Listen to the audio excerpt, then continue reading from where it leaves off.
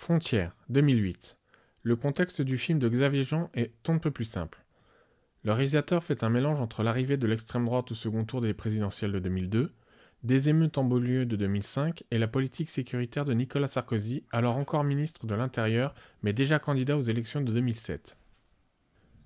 C'est dans ce contexte apocalyptique que Jean nous fait suivre sa troupe de jeunes braqueurs qui décident de fuir le pays après un hold-up raté, où l'un d'entre eux s'est fait toucher par balle.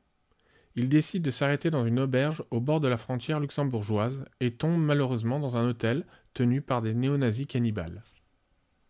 S'ensuit une série de tortures et de mises à mort plus gore les unes que les autres, ce qui a d'ailleurs permis le succès en salle de ce premier film. Le film ne va pas très loin dans le constat de cette France où la politique sécuritaire devient l'enjeu principal des candidats à la présidence de la République. Nous avons deux films en un. Tout d'abord, la scène d'exposition montre une élection présidentielle remportée par le candidat d'extrême droite, ce qui conduit à une émeute importante de la population française. Les braqueurs, fuyant ce chaos et les répressions policières, vont se retrouver dans cette fameuse auberge où leur fin les attend. Le deuxième film est justement cette partie du film où les jeunes sont torturés et massacrés par la famille de nazis cannibales. Le réalisateur nous montre une famille dont le racisme se rapproche surtout de l'antisémitisme et pas tellement de celui anti-arabe que l'on connaît actuellement. C'est une famille qui a vécu repliée sur elle-même sans connaître les faits qui se passent au même moment dans la capitale. Malgré la visible répugnance du patriarche à prendre sous son toit une jeune fille de type non caucasien, il va quand même la destiner à porter les enfants de l'un de ses fils. Que nous dit ce passage ? Malgré la haine que peut porter une certaine population française sur les personnes issues de l'immigration, l'avenir est en eux. Jean nous dit d'ailleurs que ce comportement extrémiste est voué à l'échec. La consanguinité des personnages donne naissance à des êtres difformes davantage apparentés à des monstres qu'à des humains.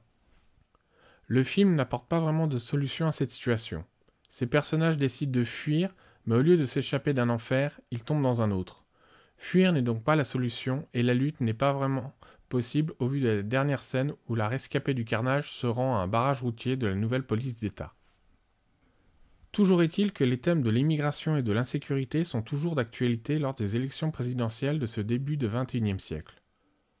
C'est ce qui a permis à Jean-Marie Le Pen de passer au premier tour des élections de 2002 et qui a aussi permis à sa fille, nouvelle présidente du Front National, d'effectuer un record aux élections de 2012 en obtenant presque 20% des voix. Afin de conclure cette première partie sur l'horreur à la française, on peut dire que ce qui la différencie d'un corpus plus conventionnel, hérité du cinéma transalpin américain et anglais, est la tendance que les cinéastes sont considérés comme de véritables auteurs, non pas comme des techniciens de cinéma à s'intéresser au genre horrifique par goût de la catharsis, mais bel et bien pour dépeindre une société française dont ils sont les témoins et les critiques privilégiés. Depuis les années 60, les cinéastes, enfants de la Seconde Guerre mondiale, ont eu envie de montrer une autre image de leur pays et ont été désireux de se séparer de ce que pouvait être la qualité française en réalisant des films dont le sujet pouvait être non politiquement correct. Le genre permet de montrer ce que l'on ne veut pas voir habituellement.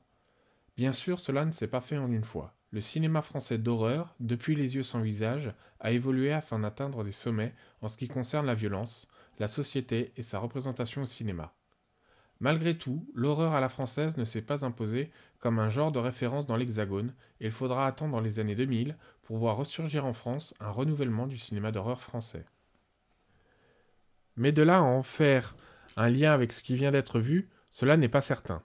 En effet, comme on le verra plus tard, le jeune cinéma d'horreur français ne reprend pas les mêmes bases que celui qui l'a précédé.